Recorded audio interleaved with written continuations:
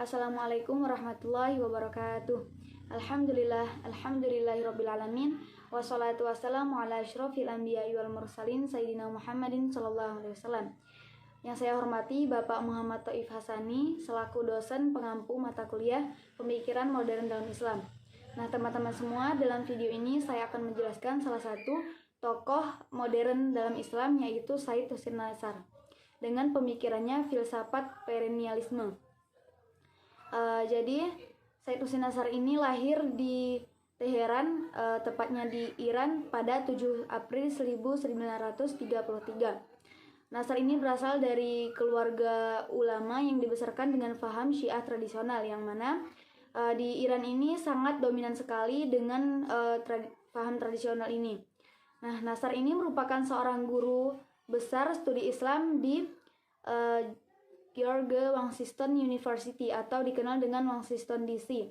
Ia juga merupakan seorang ilmuwan terkemuka dalam bidang studi Islam, perbandingan agama, ahli filsafat, sejarah sains, dan juga seorang spiritualis.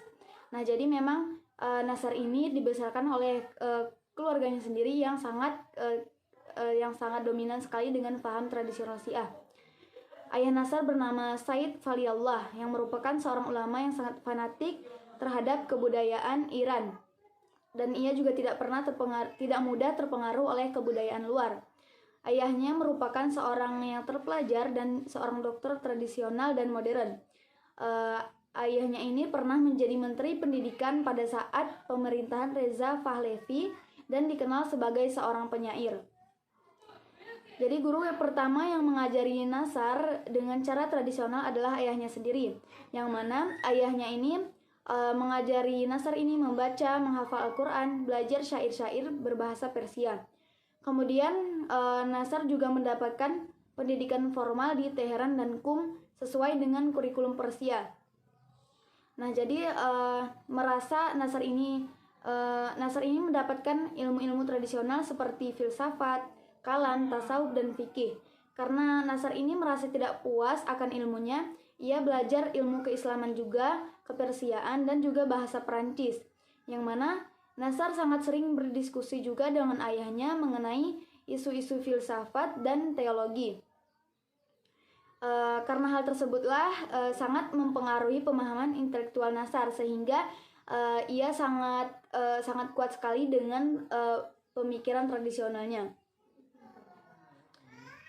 Selanjutnya, Nasar melanjutkan studinya di Amerika Serikat dalam bidang fisika dan memperoleh gelar BSc di MIT.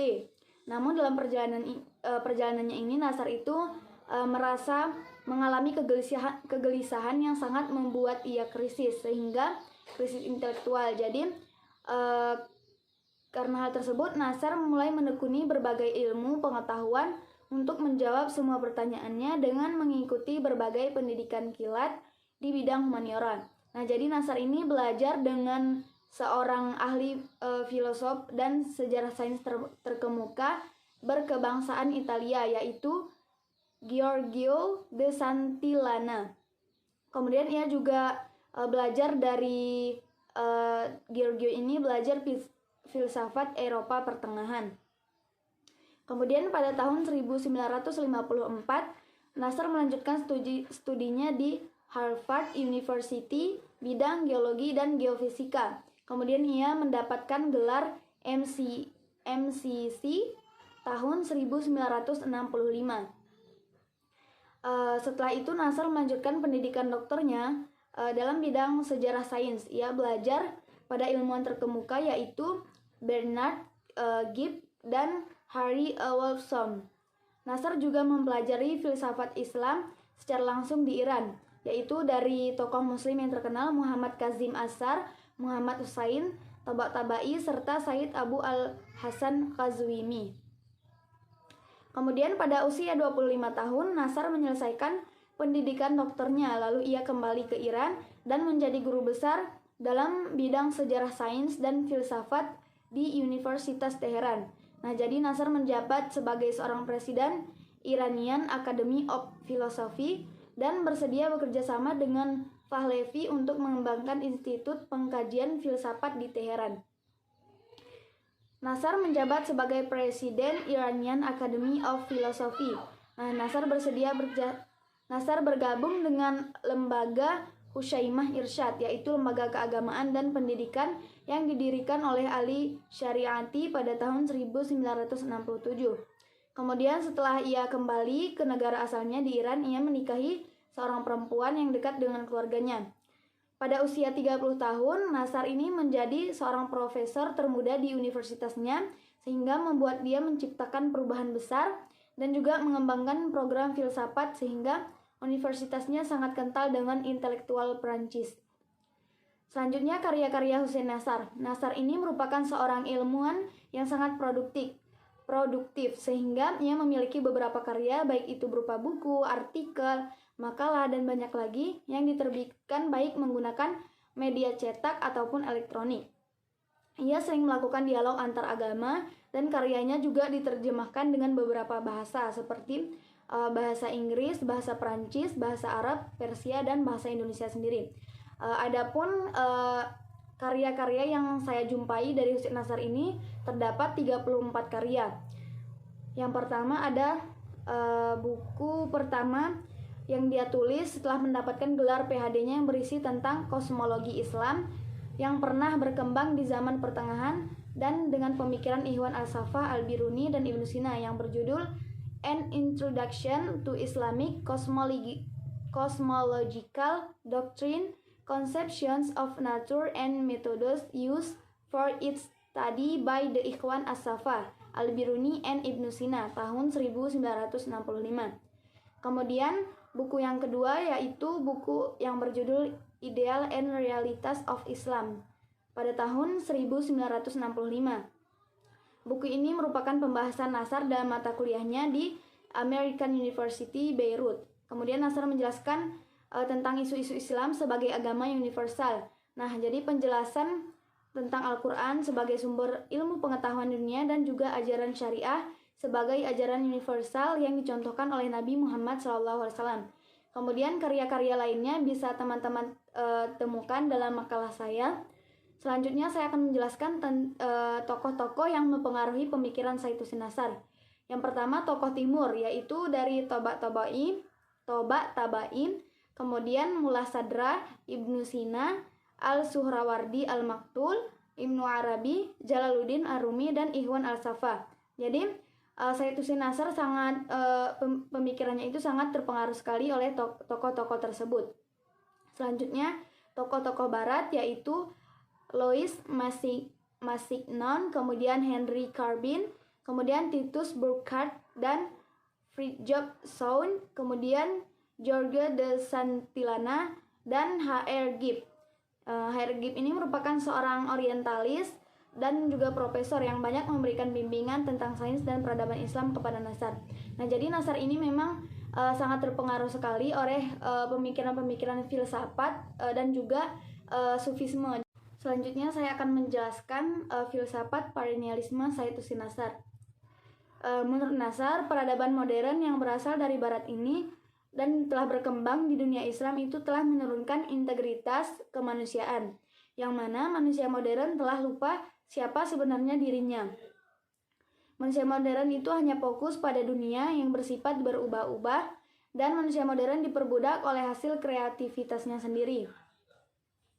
Menurut Nasar, manusia modern sekarang ini merupakan suatu gambaran yang menunjukkan realita kehidupan yang menghadapi sebuah dunia yang sangat mengecewakan, yang mana manusia modern itu sulit untuk menyesuaikan diri dengan keadaan hidup sehari-hari. Manusia modern itu hidup dalam sebuah dunia sosial dari nilai-nilai yang berat, sebelah, dan bertentangan, tidak dapat memberikan suatu kepastian akhir kehidupan. Jadi manusia modern itu dihadapkan pada tanggung jawab dan pilihan di antara nilai-nilai lama dan nilai-nilai yang baru. Menurut Nasar, manusia modern menderita penyakit amnesia, yang lupa tentang siapa dirinya. Jadi krisis yang ada di bumi ini disebabkan oleh alasan-alasan material dan juga sebab-sebab cara pandang manusia terhadap alam ini sendiri. Dunia modern ini sudah tidak memiliki spiritual lagi dan telah kehilangan tujuan keilahian karena paradigma sains. Hal ini juga disebabkan karena Manusia modern melihat segala sesuatu itu hanya dari satu sudut pandang saja dan tidak pada pusat spiritualitasnya. Jadi dari penjelasan itu dapat kita simpulkan bahwa menurut Nasar ini manusia modern mengalami kehampaan spiritual hidup dan kehilangan tujuannya sehingga mengalami keterasingan. Krisis dari dunia modern merupakan akibat pandangan dari kosmologi modern yang antroposentris. Oleh karena itu, manusia kehilangan dimensi dengan lingkungan dan sosialnya. Terjadinya banyak krisis di dunia modern ini terjadi karena pemberontakan manusia kepada Tuhannya, sehingga sains yang diciptakannya hanya berdasarkan kekuatan akal saja, tanpa adanya ilmu pengetahuan yang spiritual. Untuk keluar dari krisis ini, Nasar memberikan jalan untuk kembali kepada Islam yang dasar dan menyadari siapakah manusia yang sebenarnya dan fitrahnya.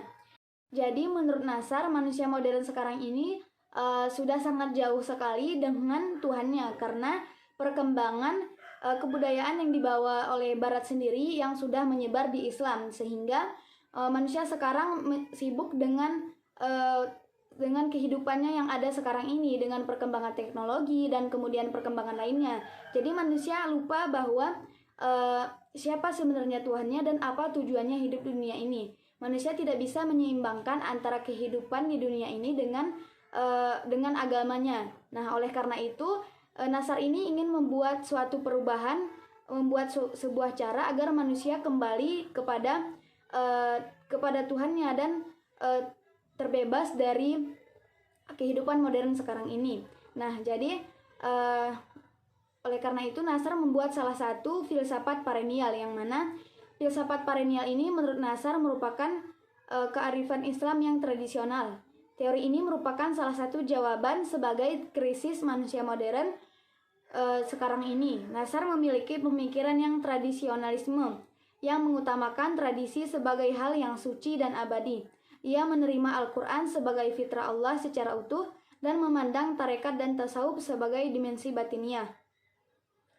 Tujuan utama dari filsafat perennial ini adalah untuk membebaskan manusia modern yang terperangkap dari budaya dan peradaban yang telah ia ciptakan sendiri. Kemudian Nasar menjelaskan tentang ada sesuatu yang abadi di dalam agama. Nah, keabadian tersebut merupakan menemukan kebenaran. Jadi kebenaran tersebut bisa didapatkan di dalam agama.